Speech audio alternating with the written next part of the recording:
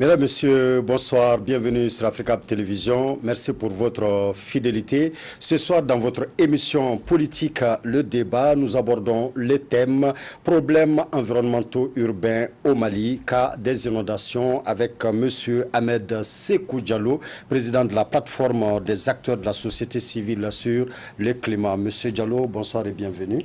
Bonsoir, M. Tissa. Merci d'avoir accepté notre invitation. C'est nous qui vous remercions. Merci beaucoup. Merci. Monsieur Maman Zakara, écologue doctorant. Monsieur Zakara, bonsoir et bienvenue. Merci. Merci Tissa pour l'invitation. Merci surtout à vous d'avoir accepté notre invitation. Docteur Tchemoko Traoré, anthropologue et professeur d'anthropologie à l'université. Docteur Traoré, bonsoir et bienvenue. Bonsoir, M. Dissa. Merci d'avoir accepté notre invitation. Merci de m'avoir invité. Merci beaucoup. Merci. Et M. Mamadou Koulibaly, ingénieur des travaux publics, PDG de SIFMA, Société immobilière et foncière du Mali. M. Koulibaly, bonsoir et bienvenue. Bonsoir. Merci d'avoir accepté notre invitation. Merci beaucoup. Merci. Monsieur Diallo, de façon générale, quels sont les problèmes environnementaux urbains graves à Bamako et dans les grands centres urbains du Mali? Merci beaucoup encore, M. Dissa, pour cette invitation. Et permettez-moi, avant d'entamer ce débat, de m'incliner pieusement sur la mémoire des disparus de ces différentes catastrophes qu'on a vécues ces derniers temps, des inondations à Bamako, mais aussi dans la sous-région, notamment à Conakry, mais aussi à travers le monde. Donc, nous souhaitons prompt rétablissement aussi aux blessés et prions pour vraiment que ce genre de situation ne nous arrive plus, vraiment. Maintenant, en parlant de différents problèmes environnementaux au niveau du Mali, on peut dire qu'on peut en trouver, c'est multiple, hein. À part les inondations, souvent il y a des problèmes au niveau mondial qu'on trouve, qui peuvent être des sécheresses, qui peuvent être des tremblements de terre, qui peuvent être des invasions des criquets, qui peuvent être vraiment, c'est multiple. Et chaque année, pratiquement, il y a des catastrophes qui arrivent. Bon, c'est pas chaque année, c'est cyclique des fois. Mais là, nous sommes sur des périodes où vraiment, c'est les tsunamis qu'on voit à travers le monde, c'est les inondations, c'est dû, peut-être on aura à approfondir aux effets néfastes du changement climatique. C'est certainement. Mais ces exemples que vous donnez, en fait, c'est concernant le monde. Et au Mali, ça fait très longtemps qu'on ne peut plus parler de sécheresse. Les criquets migrateurs, ça fait longtemps on ne les connaît plus. Nous prions le bon Dieu pour ne jamais connaître les tsunamis et autres. Mais dans les centres urbains au Mali, dans les grandes agglomérations au Mali, les grandes villes telles que Bamako, Sikasso, Ségou, etc., quels sont, selon vous, les problèmes environnementaux graves que nous vivons?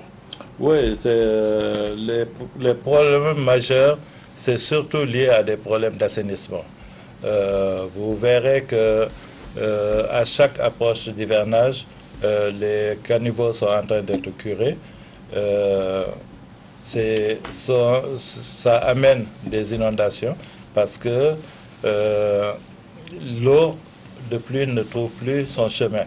Et pire encore, on a un problème d'urbanisation parce que il y a de nouvelles cités qui se créent. Il y a de nouvelles habitations qui se créent et souvent, c'est fait de manière désordonnée. On construit sur les lits de fleuves, sur les rivières et partout. Et dès lors qu'il pleut, c'est vraiment un problème tout de suite. Donc, c'est plus des problèmes d'assainissement que nous vivons. D'accord, merci Monsieur Diallo. Monsieur Zakara, quelle est votre analyse de la situation de façon générale dans les grandes agglomérations au Mali, dans les grandes villes? Quels sont les problèmes environnementaux vraiment que nous vivons? Alors, vous savez que dans les centres urbains, qu'ils soient au Mali ou bien de la sous-région ou bien en général dans les pays en voie de développement, la plupart de ces centres urbains ou bien de ces villes subissent un accroissement rapide de leur population. Démographie. Et cette masse démographiques créent des équilibres et engendrent des problèmes environnementaux. Alors, selon moi, on peut regrouper ces problèmes environnementaux en 4 catégories. Très rapidement, on peut parler de la première catégorie qui est liée à l'inadéquation de l'approvisionnement de l'eau de qualité suffisante dans les villes, mais aussi, comme Diallo l'a dit, le problème d'assainissement.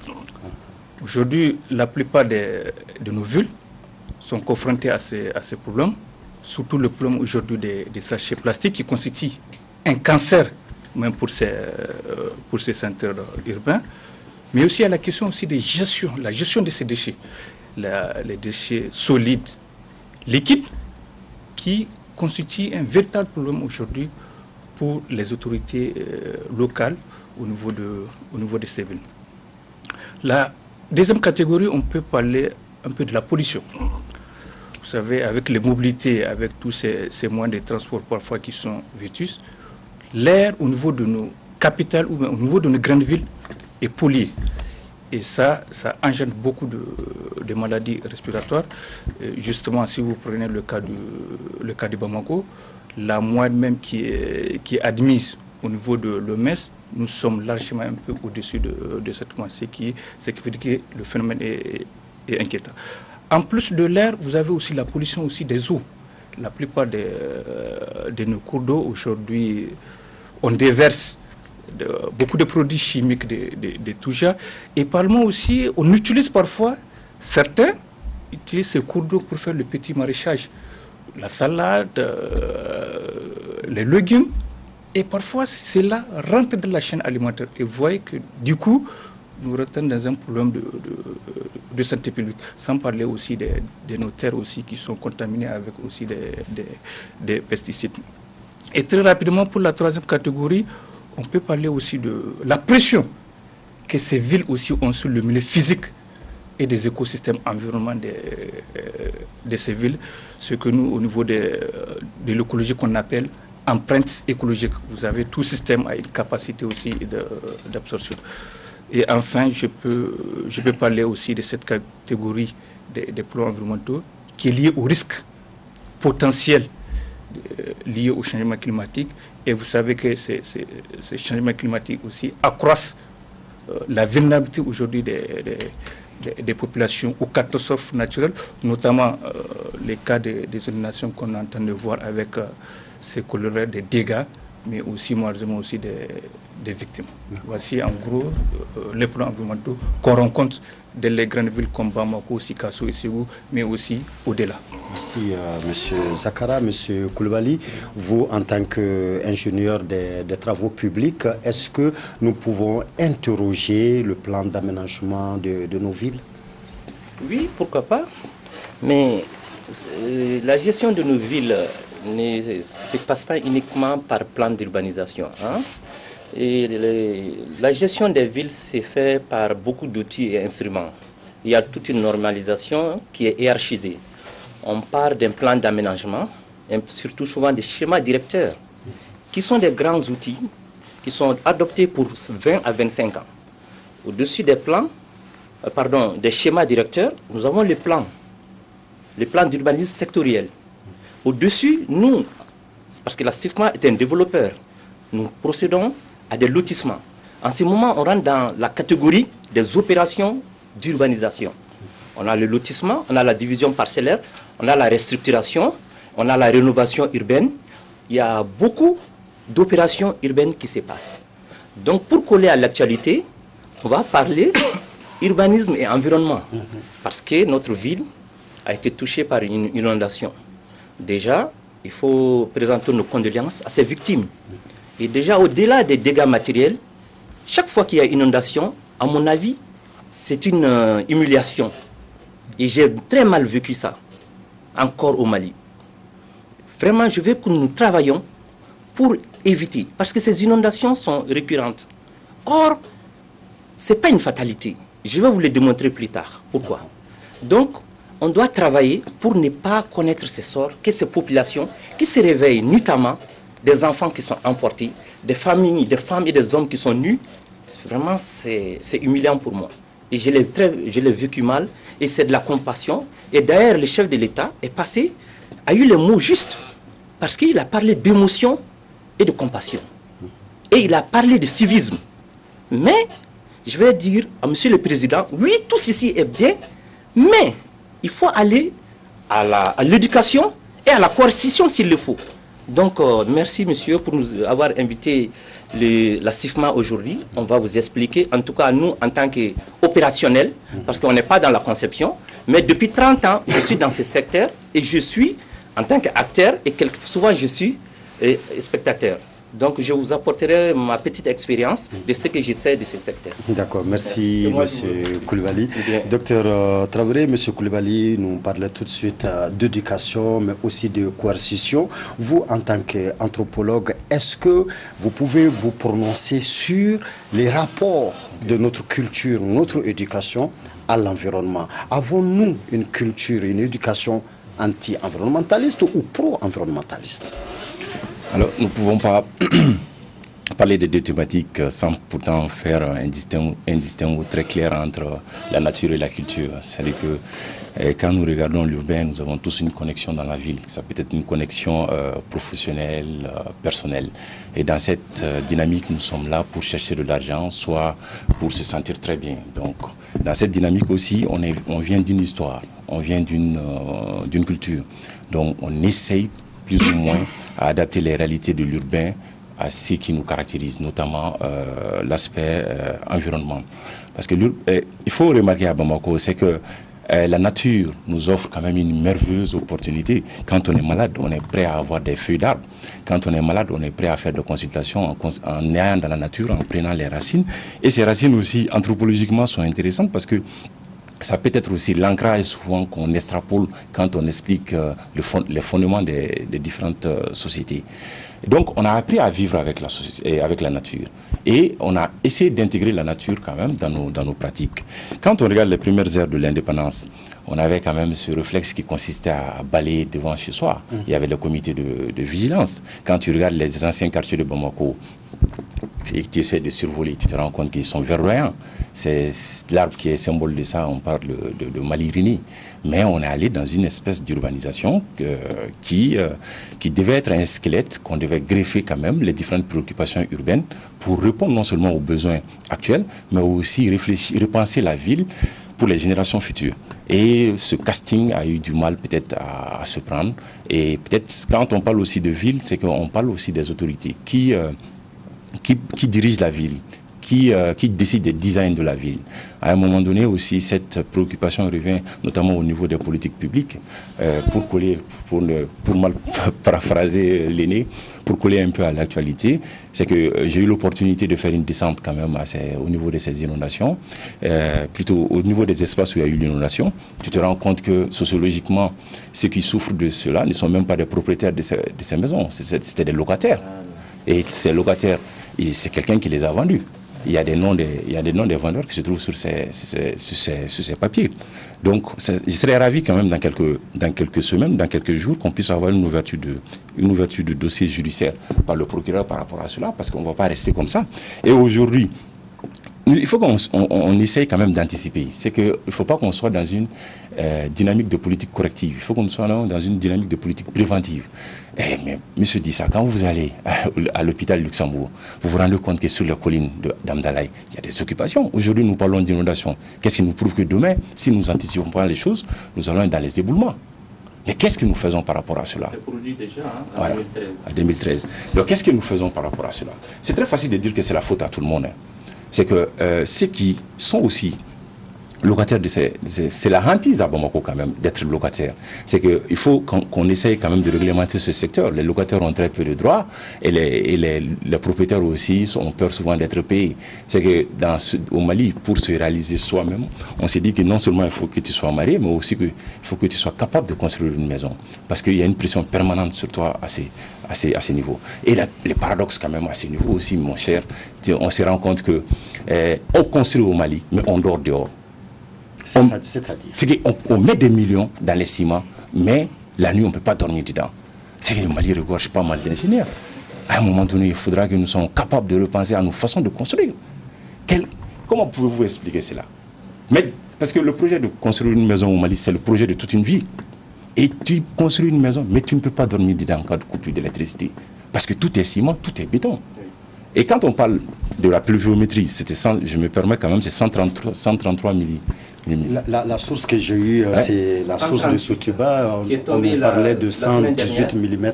Non, 138, j'ai eu dire quelque part. 138 mm. En termes de permanence. Cette pluie-là, celle qui est tombée la semaine dernière. La nuit du mercredi au jeudi, du 15 au 16. 15 au 16. Quand on parle de ça, la perméabilité des sols, c'est entre 40 et 100 millilitres. Donc l'eau se comporte comme un être vivant. À un moment donné, il était dans une dynamique de survie. Il faut qu'il s'effraie des chemins. Donc maintenant, qu'est-ce qui se passe? Est-ce que nous allons essayer de prendre des actions vraiment pour anticiper les sinistres? Ou est-ce que nous allons continuer? Oui, mais justement, docteur, parlant d'anticipation, et c'était ça quelque part ma question à vous poser, est-ce que dans notre éducation, on avait posé des jalons, en fait, qui nous donnent des réflexes presque naturels, alors à anticiper?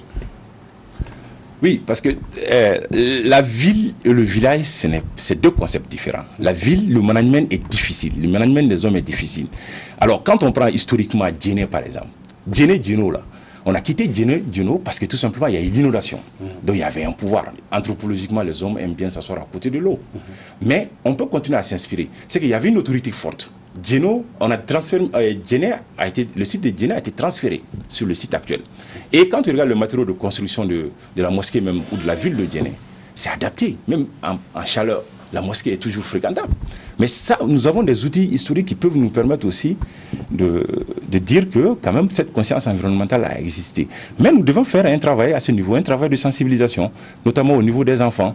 C'est depuis la maison qu'on doit apprendre à l'enfant de respecter la nature. Mais à l'école, nous devons obligatoirement prouver à l'enfant qu'il doit respecter la nature. Donc pour cela, ceux qui sont là pour enseigner les enfants, ils doivent être armés, ils doivent être outillés pour prouver. Et l'enfant plus tard, il va se rendre compte que lui, pour être sain, il faut qu'il soit dans une nature saine. Donc c'est tout un processus qui doit être... Mais si cette conscience n'existe pas, on sera dans une dynamique, on va se dire, moi ma porte est propre. Et la nuit, quand les moustiques viendront, je vous avoue qu'ils ne sauront pas faire la différence en disant que chez M. Dissa c'est sale, chez M. Traoré c'est propre et je ne vais pas piquer. Non. La différence. Merci, docteur Traoré. Monsieur Diallo, et docteur vient de nous parler quand même d'une situation générale, mais qui nous interpelle sur un autre plan. Est-ce qu'au Mali, nous avons vraiment l'information environnementale assez suffisante, nous permettant alors même d'anticiper, par exemple? Merci pour cette question. Moi, je dirais que nous n'avons pas l'information environnementale suffisante.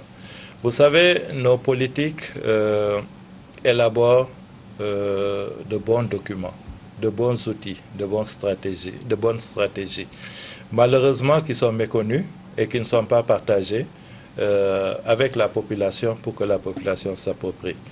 Vous verrez que le Mali est une référence même dans l'élaboration des documents de politique. Et dans tous les domaines, vous touchez chaque ministère, vous allez trouver de ces outils. D'autres viennent même s'inspirer au Mali par rapport à l'élaboration de ces outils-là. Mais ce n'est pas du tout partagé. Et je suis très d'accord avec M. Dr Traoré quand il dit que nous devons aller à la base, au niveau même de l'éducation, mettre dans le curricula ces différents aspects, que ce soit les aspects de citoyenneté, les aspects de civisme. Il faut vraiment qu'on retourne à nos sources. On a des valeurs, on a des repères, on peut s'inspirer sur beaucoup de choses par rapport à ce qui se passait avant. Mais on sent qu'il y a un grand décalage actuellement. On élabore, par exemple, je vous donne un exemple, on vous parle de contribution nationale déterminée. Le Mali a élaboré sa contribution, c'est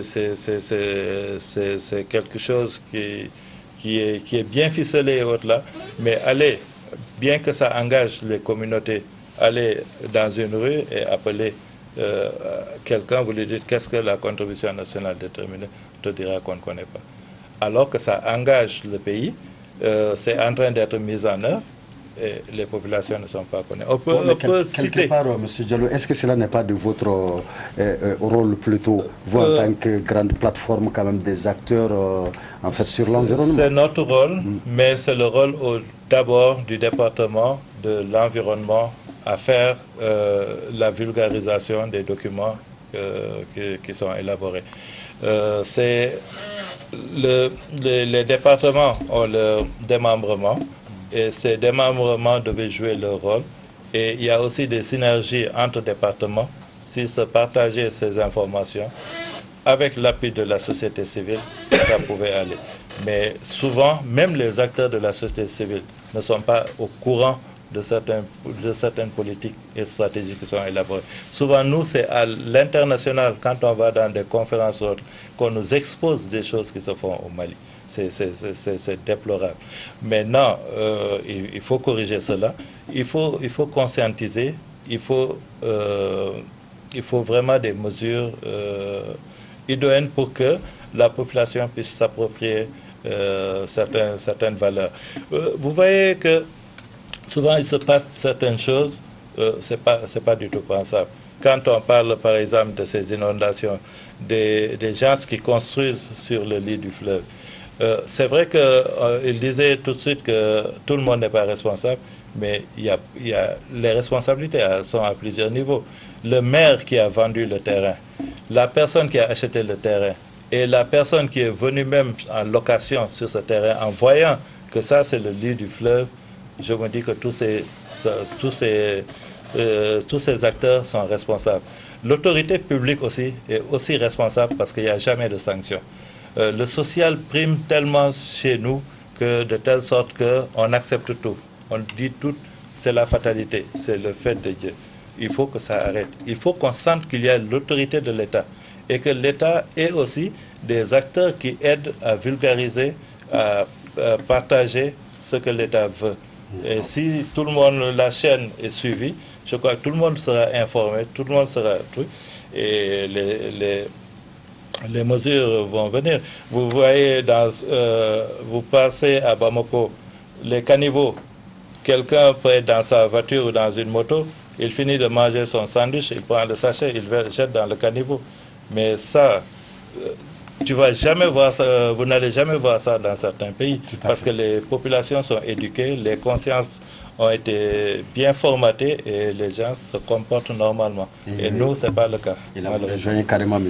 Coulibaly qu'il faut l'éducation, mais qu'il faut aussi la coercition. Absolument. D'accord. M. Zakara, c'est vrai qu'on a ces problèmes d'information environnementale, mais pour informer même les populations, il faut avoir des données.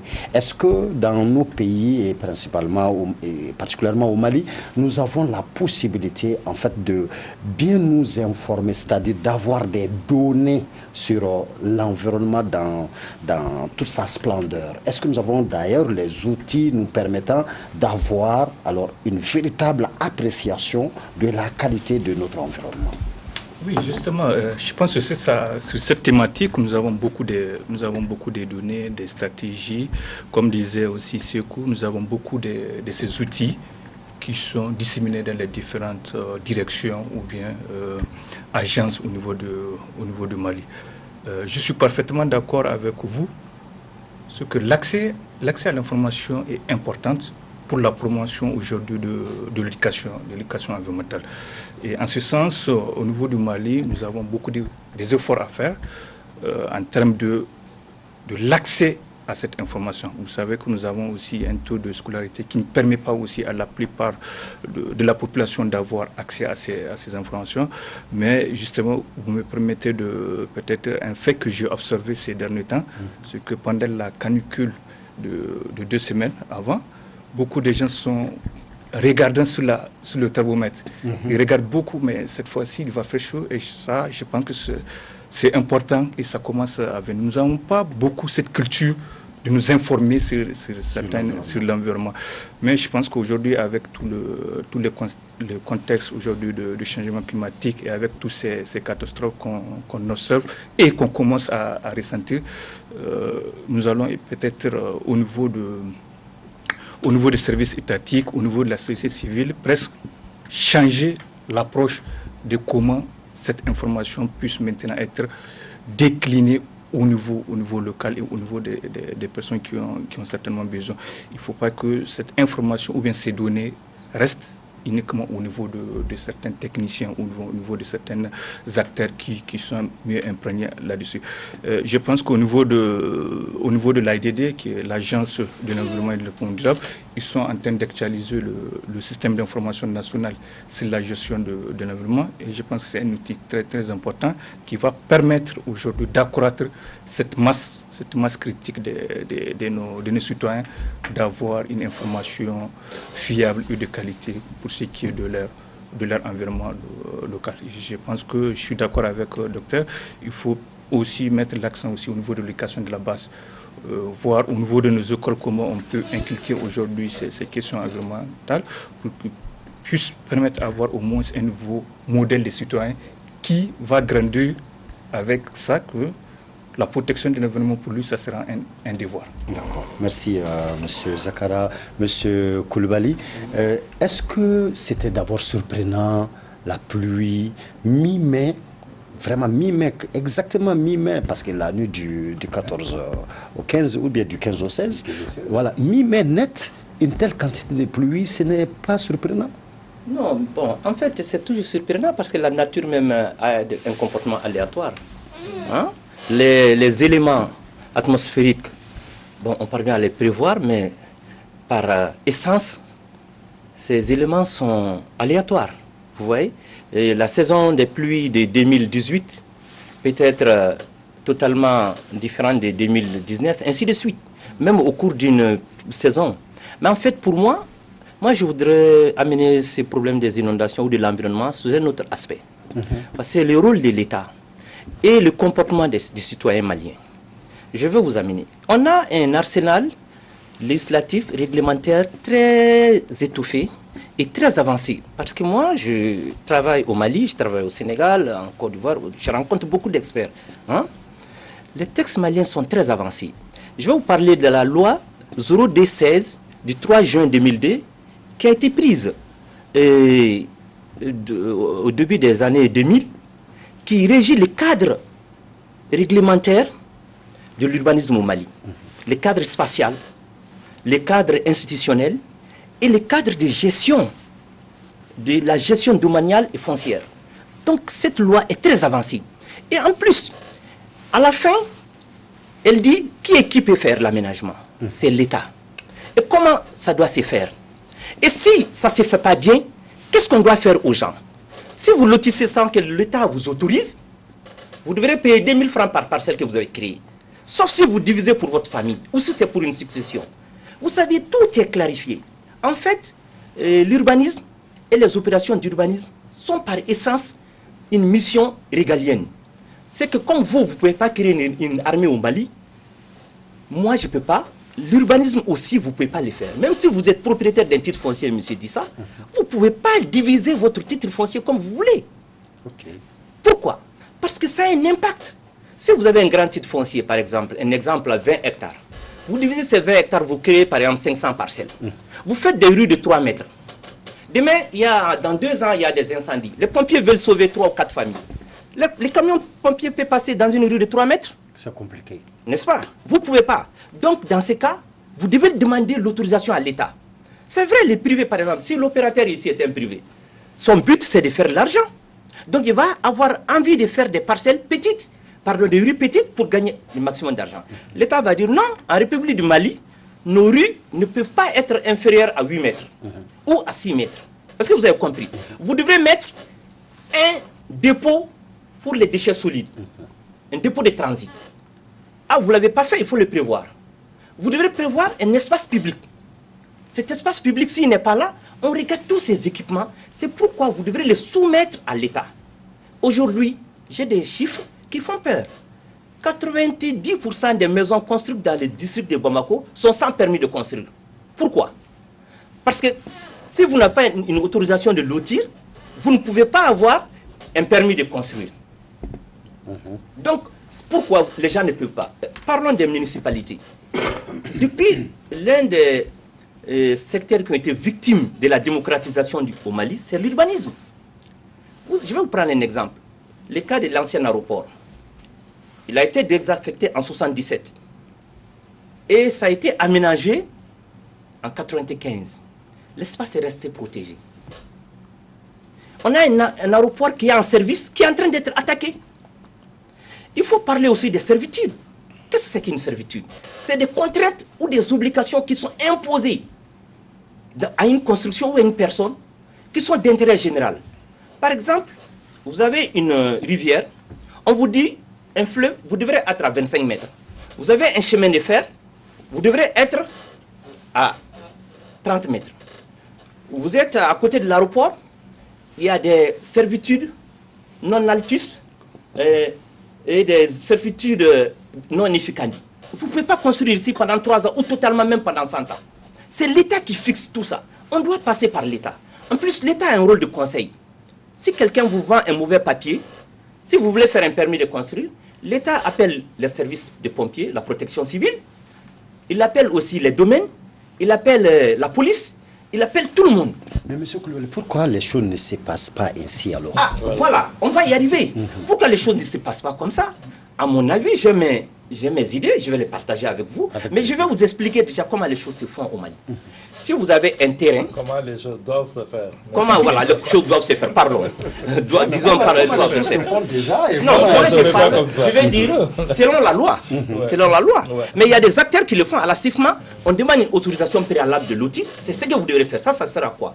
C'est de connaître la vocation d'un terrain. Par exemple, vous avez un terrain que vous avez en zone industrielle. Vous voulez faire un lotissement en maison d'habitation. L'État va dire, ah, monsieur dit ça, non, vous ne pouvez pas faire ça ici. Si vous voulez construire une usine, vous pouvez construire une usine. Cette zone est prévue pour l'industrialisation. Mais vous ne pouvez pas mettre de l'habitat. Et vice-versa. Vous avez un titre foncier, vous voulez construire, vendre à des industriels qui vont vous payer beaucoup d'argent, l'État va dire non. Ça, c'est l'autorisation préalable. Vous devrez demander ça. Mais l'autorisation préalable aussi ne vous sera pas donnée si vous n'avez pas un terrain immatriculé. Parce que les terrains immatriculés, si on travaille sur des terrains immatriculés, il n'y aura pas de problème. Aujourd'hui, nos tribunaux sont plombés. De grands magistrats travaillent des heures et des heures que sur du foncier, du contentieux domanial et de construction. On peut faire l'économie. Il y a eu un arrêté interministériel en 2006. Ils ont fait une suspension. Chaque fois qu'il y a un problème, l'État prend une décision de suspension, d'attribution. Tout ça, c'est un manque de courage. Il y a des lois, il faut les appliquer. En plus, mais il y a le département aussi qui n'est pas doté. Le département de l'urbanisme a très peu de moyens. Il y a au Sénégal un département qui s'appelle la direction de surveillance et de contrôle des occupations des sols. Vous savez que cette direction est rattachée à qui? Pas au ministre de l'urbanisme, au Premier ministre. Pour soustraire ces services de pression. Est-ce que vous avez compris? Une fois que vous commencez une construction au Sénégal, sachez que dans les 48 heures, ils arriveront. Où est votre permis de construire? Ils vont regarder. D'accord, M. Koulibaly, maintenant pour voilà, justement, pour moi, revenir... comme je vous l'ai dit en introduction, je suis dans l'opérationnel. Je suis dans l'opérationnel, donc je vais vous parler de ce qui est sur le terrain, ce que la CIFMA fait, quelles difficultés elle rencontre, et tous mes collègues aussi, de façon générale, et tous les Maliens. Je vous donnerai encore une minute jusqu'à présent, M. Koulibaly. Et selon vous, quelles sont les origines, les causes en fait, de toutes ces inondations que vous-même vous aviez trouvées récurrentes dès l'entame de votre propos? Je vais vous dire, les inondations pour moi à Bamako sont évitables dans la plupart des cas. Oui, mais les origines d'abord. Les origines, c'est là où les gens doivent pas, ils sont là où ils ne doivent pas être.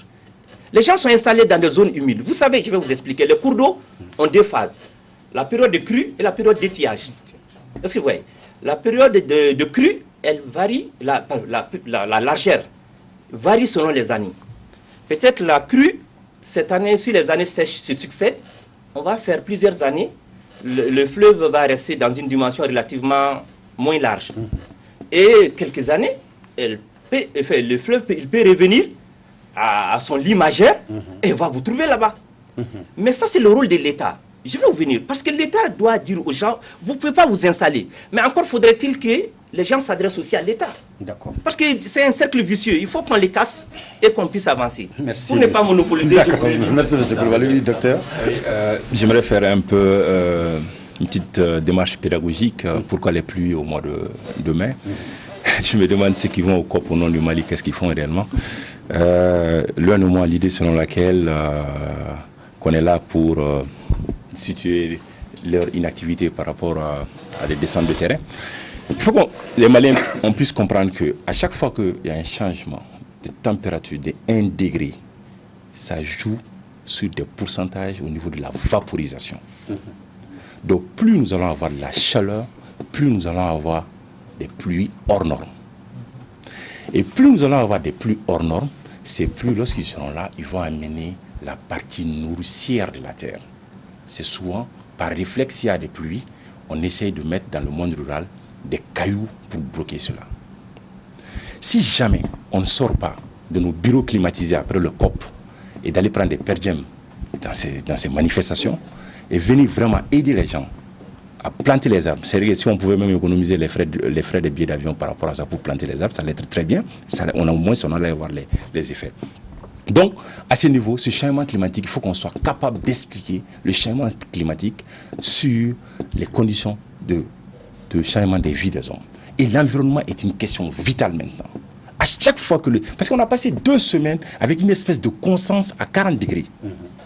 Et ça n'a pas fini. Il faut que nous ayons l'audace de dire ça. Parce que plus la température va monter, plus nous allons avoir des pluies hors normes. Et est-ce que nous sommes prêts aussi à répondre à l'arrivée des pluies? C'est cette question qu'il faut aussi se poser, M. Tissa. D'accord, merci, docteur. Je vais rebondir sur ce que vous allez abonder, mais sur une question que j'ai à vous poser. Vous avez déjà été le premier, d'ailleurs, je crois, à avoir dit ce que M. Coulibaly a eu comme belle formule, les gens sont là où ils ne doivent pas être. Alors, est-ce que c'est là seulement les origines des inondations chez nous? Maintenant, vous pouvez abonder dans le même sens que le docteur d'abord. Le docteur a bien fait de taquiner ceux qui vont à la COP. Mais moi, je lui dirais que nous, non seulement nous partons à la COP, mais nous sommes concrets sur le terrain.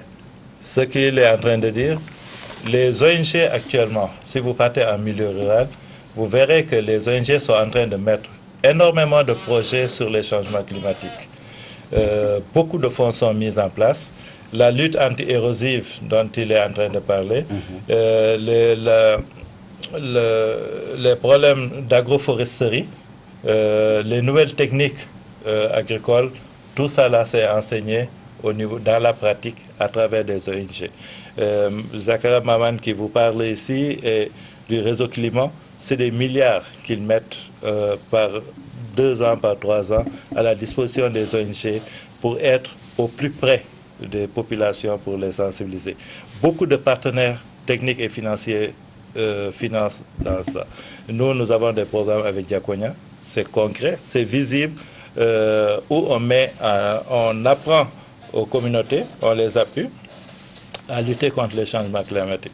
Il y a 2 aspects, des aspects de s'adapter, et là on appuie plus les femmes et les jeunes qui sont les plus vulnérables en leur donnant des activités génératrices de revenus à travers la pisciculture, à travers le maraîchage et autres activités. Mais on aide aussi avec les services techniques, l'agriculture et autres à développer de nouvelles techniques qui font qu'on introduit des semences améliorées. On introduit aussi l'agroforesterie. On introduit les techniques agroécologiques. Il a parlé d'énergie renouvelable. C'est beaucoup d'aspects qui sont faits sur le terrain. Donc, ce n'est pas seulement participer à la COP, mais nous faisons aussi beaucoup de sensibilisation, beaucoup de cadres de concertation. Mais c'est vrai que le besoin est immense. Et ce n'est pas seulement aux ONG de mener. Si l'État joue son rôle, et que les autres acteurs aussi conjuguent leurs efforts, on peut arriver à quelque chose.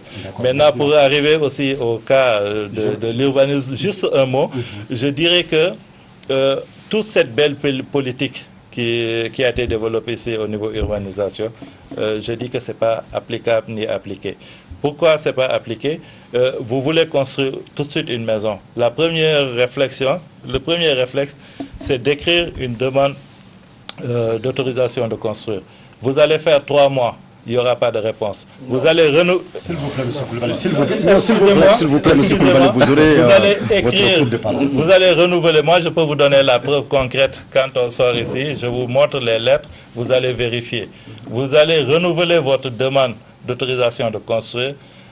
Vous ne verrez pas quelqu'un pour venir vérifier ce que vous êtes en train de faire. Peut-être il faut aller prendre quelqu'un pour venir visiter le site, regarder les schémas et autres là que vous proposez et vous trouvez l'autorisation de construire. Je crois que sur un point, vous dites la même chose. En fait, pour l'instant, ce n'est pas appliqué convenablement les politiques, mais vous dites que ce n'est même pas applicable. En quoi ces politiques ne sont pas applicables? Non, je ne dirais pas que ce n'est pas applicable. Parce que ça, c'est un peu... Je m'excuse, je retire ce mot, parce qu'au départ, je vous ai dit que le Mali disposait des meilleurs documents et que c'était même une référence parce que d'autres pays venaient voir. Maintenant, pour revenir au cas des inondations, croyez-moi, si nous quittons ce plateau de débat sans dire aux Maliens ce que selon vous, en fait, quelles sont les origines de ces inondations? Oui, les origines, il l'a dit. Il a dit. S'il vous plaît, monsieur. Une minute. Les causes, quoi. Voilà, c'est ça. Voilà. C'est effectivement, on est en train d'aller à un excès dans la production des gaz à effet de serre. Donc, ce que nous devons faire pour éliminer, pour réduire cela, c'est ce que j'essaie d'expliquer, c'est de s'adapter et puis faire des aspects d'atténuation. C'est quoi? C'est de produire, de reboiser, assez reboiser. Par exemple, à Bamako, je suis très étonné qu'il n'y ait pas de ceinture verte autour de Bamako, avec toutes ces pollutions. Je suis étonné qu'il n'y ait pas assez d'espace vert et puis assez d'espace pour essayer de contrecarrer toutes ces usines et autres là. Et puis d'autres mesures aussi pour truc. Quand je parlais tout de suite de la contribution nationale déterminée, le Mali a élaboré une réponse par rapport à ça. C'est vrai que nous ne sommes pas pollueurs comme les pays industrialisés et autres, mais le contexte international nous oblige à nous aligner par rapport aux autres pays. Donc on a réfléchi sous l'initiative du ministère de l'Environnement, une réflexion a été faite, on a regardé le niveau de pollution et qu'est-ce que le Mali devait faire pour atténuer cela. Et il y a le document de contribution nationale déterminée que le Mali a élaboré et qui a été adopté au niveau Mali et puis au niveau des Nations Unies. C'est en train d'être mis en œuvre mais normalement ça doit bientôt être évalué. Donc ça c'est la réponse du Mali. Mais quant à la mise en œuvre et l'appropriation des communautés, c'est là où j'ai dit qu'il y a un problème de communication. Merci Monsieur Diallo. Il ne nous reste plus que 15 minutes. Nous allons essayer d'aller vraiment un peu plus rapidement maintenant. Monsieur Zakara, quelles sont selon vous les causes en fait de ces inondations? Et les causes, je pense où est-ce que vous allez situer les responsabilités selon vous? Les causes, je pense qu'on peut situer ça à deux niveaux. D'abord, ce qu'on a vu récemment avec les récentes inondations, ce n'est qu'une conséquence, ce n'est qu'une manifestation aujourd'hui des changements climatiques. La communauté scientifique, depuis plus de 3 décennies, est en train d'alerter les pouvoirs publics, la société, que si on ne prend pas garde, il y aura des déluges de pluie dans les années à venir qu'on ne maîtrise pas. Donc pour nous, cela confirme aujourd'hui tous les rapports, toutes les évaluations que les GIEC, les scientifiques qui travaillent sur le climat, ont produit comme rapport dans le cadre de leur mission. Et pour situer aussi les responsabilités, je pense que la responsabilité est commune. C'est une responsabilité commune. D'abord, il y a au niveau du territoire, au niveau des communes, qu'il y a certaines défaillances. Il y a certaines communes aujourd'hui qui n'arrivent pas à faire le curage, par exemple, des caniveaux à temps. Ce n'est pas à la veille de l'hivernage qu'on commence à curer. Et parfois, même si on arrive à faire le curage, on laisse même les ordures au bord même de ces caniveaux. Pour moi, d'abord, il y a un problème de responsabilité à ce niveau qu'il faut situer. Comme disait aussi M. Koulibaly, il y a des endroits aujourd'hui qui ne sont pas autorisés aussi à faire de ça comme des habitations. Mais malgré ça, on reste impuissant. Il n'y a personne qui parle. Et à ce niveau, je pense qu'il faut que la loi s'impose. Il faut que les textes, les règlements qui ont été créés, élaborés à ce niveau, soient appliqués de leur rigueur. Donc pas de laxisme à ce niveau. Et l'autre point aussi, c'est que on doit changer aussi d'approche, de paradigme. Il faut intégrer la question changement climatique, cette dimension aujourd'hui de notre planification locale. Aujourd'hui, on parle beaucoup plus des villes intelligentes. Cela veut dire qu'il y a un certain nombre de choses au niveau de notre planification locale qu'il faut revoir et réorganiser et tenir compte aujourd'hui de ces effets de changement climatique. Et l'autre aspect aussi, vous savez que la plupart où il y a ces inondations, c'est des endroits aujourd'hui qui sont précaires. Comment, au niveau de la société, au niveau de la commune ou au niveau du pouvoir public, on puisse avoir des financements et des investissements lourds qui permettent aujourd'hui à ces populations qui viennent dans ces zones pour s'habiter, qu'on puisse les avoir au moins un endroit digne et un endroit aussi décent pour mettre leur vie. Juste pour terminer, je veux rebondir juste à la question de docteur. Je pense qu'il y a beaucoup des acquis pour ceux qui partent à la COP. Je pense que le Mali aujourd'hui, il faut le féliciter, a beaucoup de leadership sur ces questions de COP. C'est vrai, dans la société, il y a certains qui vont rester en classe pour enseigner les élèves, mais d'autres aussi doivent partir aussi à des COP pour permettre aujourd'hui de faire avancer les voix des communautés locales, les voix aussi des populations. Et je pense que toutes ces COP aujourd'hui, il y a un certain nombre d'avantages qu'on reçoit, c'est-à-dire c'est les financements. Et ces financements climat permet aujourd'hui aux populations locales d'avoir au moins des moyens de subvention qui les permet de s'adapter aux effets des changements climatiques. Merci, M. Zakara. M. Koulibaly, vous aviez dit, dans une belle formule, les gens ne sont pas là où ils doivent être. Est-ce que c'est seulement ça, les causes de ces nombreuses inondations? À Bamako, par exemple. Vous savez, sur la planète Terre, sur notre continent, il y a plusieurs inondations. Par exemple, dans le golfe de Bengale, il y a la mousson qui va venir tous les ans, ils ont l'inondation. Par exemple, le Mozambique est sur le chemin des tornades, comment s'appelle, les grands vents qu'on rencontre qui a traversé ces pays-là récemment. Mais tel n'est pas le cas du Mali. Vous savez, le problème principal du Mali, c'est qu'il n'y a pas le respect des opérations d'urbanisme au Mali. Et les gens construisent tout seuls. Et les gens lotissent tout seuls. Il faut que cela cesse. Et cela a commencé récemment, après 1992.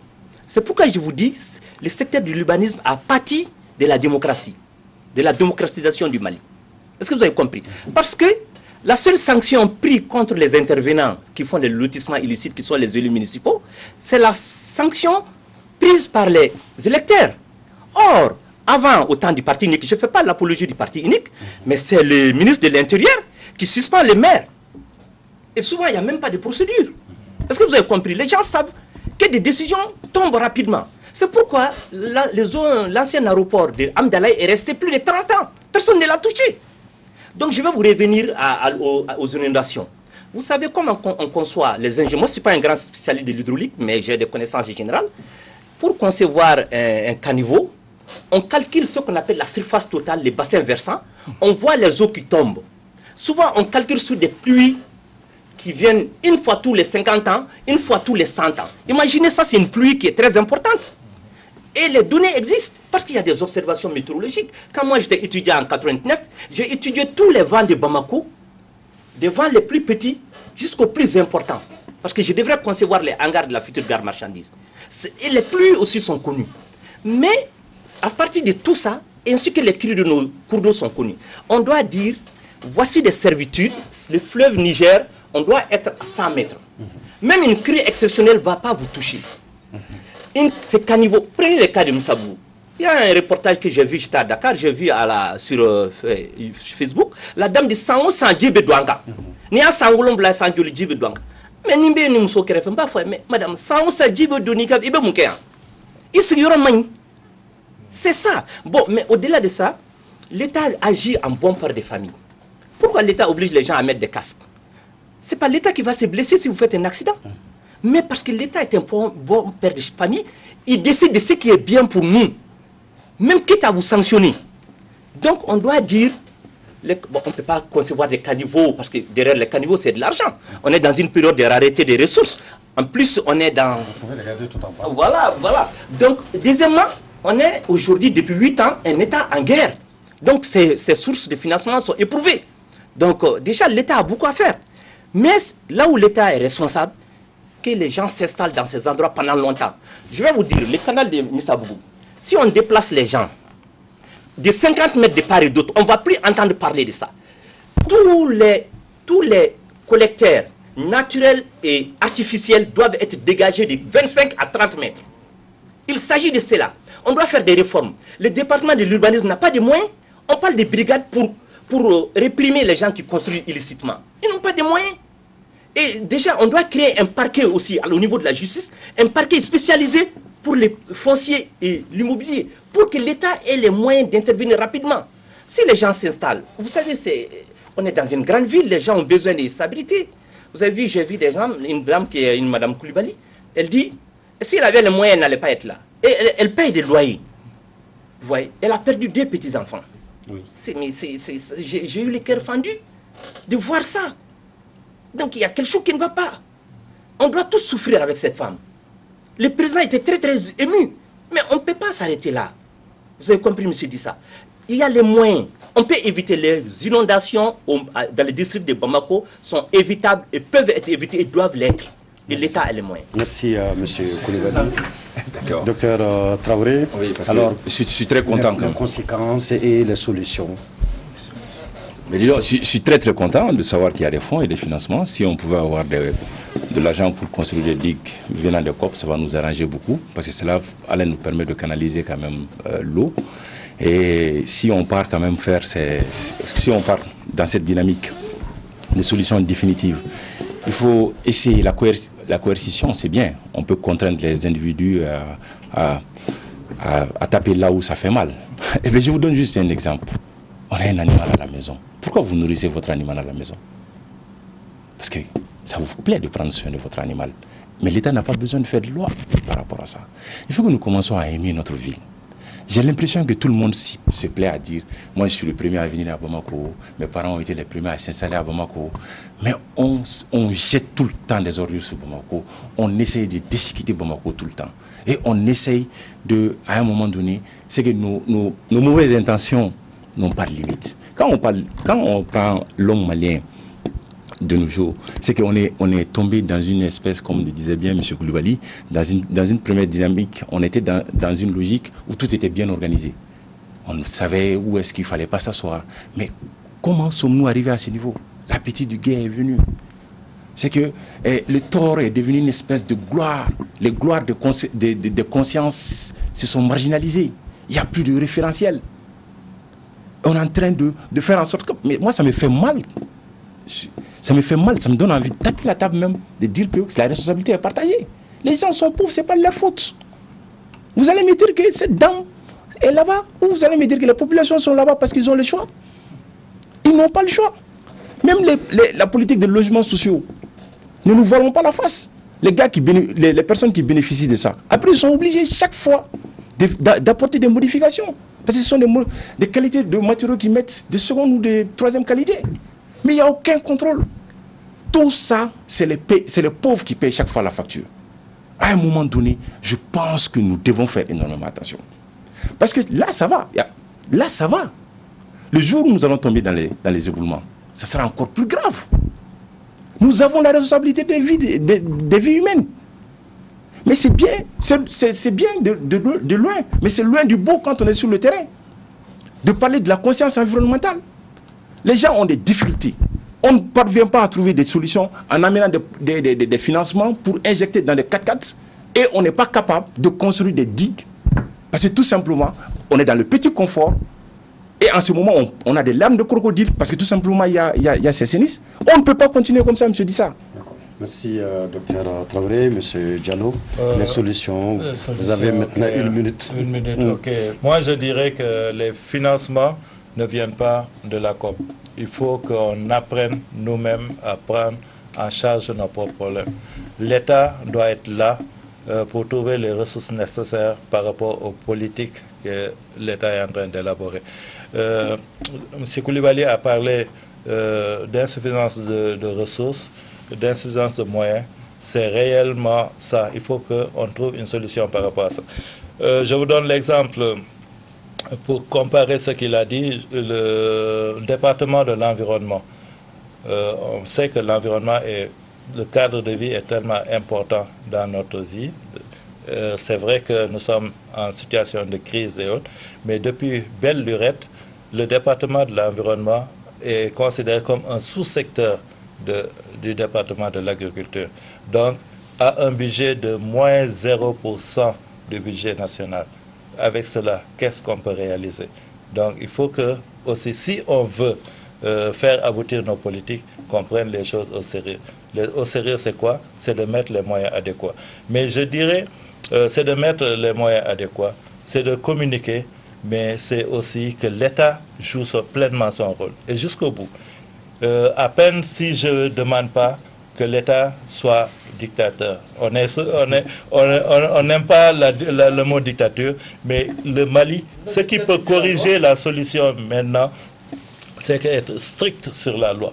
Quelqu'un qui est hors la loi, on lui tape dessus. Merci. Il faudrait vraiment qu'on ait vraiment l'autorité de l'État. Ça nous manque beaucoup. Merci, M. Diallo.